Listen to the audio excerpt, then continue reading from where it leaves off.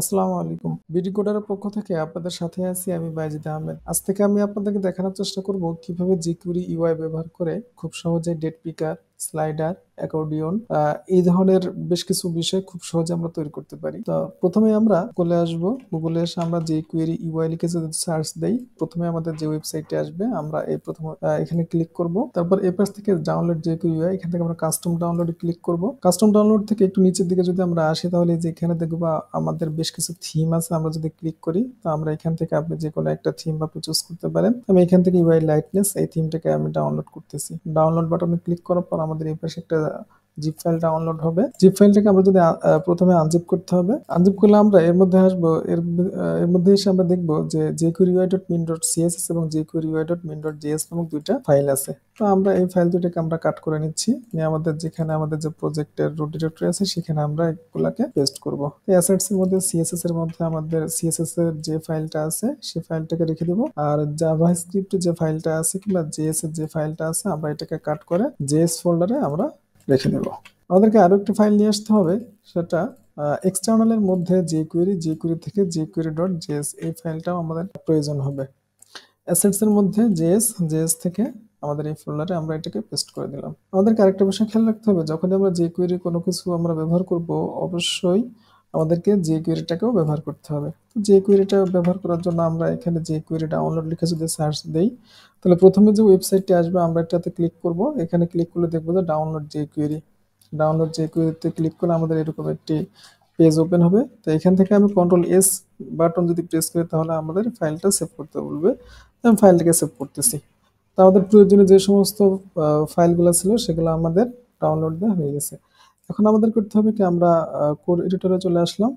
এবার এখানে এসে আমাদেরকে ডাউনলোডকৃত ফাইলগুলোকে আমাদের লিংক করতে হবে। তো আমরা জানি যে CSS ফাইলগুলো আমাদের হেড ট্যাগের মধ্যে লিংক ট্যাগের মধ্যে আমাদের এখানে দিতে, মানে হেড ট্যাগের ভিতরে লিংক ট্যাগের মধ্যে আমাদের এখানে দিতে হবে। CSS থেকে jQuery.min.css আর জাভাস্ক্রিপ্টের যে ফাইলগুলো ছিল সেই ফাইলগুলো আমাদের বডি ট্যাগের উপরে দিতে হবে। এখানে আমরা অবশ্যই জানি যে jQuery নিয়ে যখনই কোনো কাজ করব তখন jQuery-টাকে অবশ্যই আমাদের প্রথমে রাখতে হবে। স্ট্রিপ ট্যাগের মধ্যে এখান থেকে jQuery.min.js থেকে আমরা নিচে রাখবো আর jQuery.js থেকে আমরা উপরে রাখবো। এখান থেকে jQuery.UI.min.js তো হয়ে গেছে আমাদের ফাইল সেটআপ দিয়ে। এখন আমরা এটাকে চেক করে দেখবো যে আদৌ আমাদের ফাইলটা কিংবা ফাইল সেটআপ দেওয়া হয়েছে কিনা কিংবা আমাদের এটা ঠিকঠাক মতো কাজ করে কিনা। তো আমরা চেক করার জন্য আমরা এখানে একটা ডিভ নিতে পারি। ডিভের মধ্যে আমরা কিছু কন্টেন্ট রাখতে পারি, is1 যেমন হ্যালো ওয়ার্ল্ড।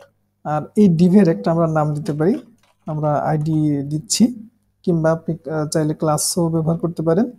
আমি এটাকে দিচ্ছি যে কন্টেন্ট আমরা দিলাম।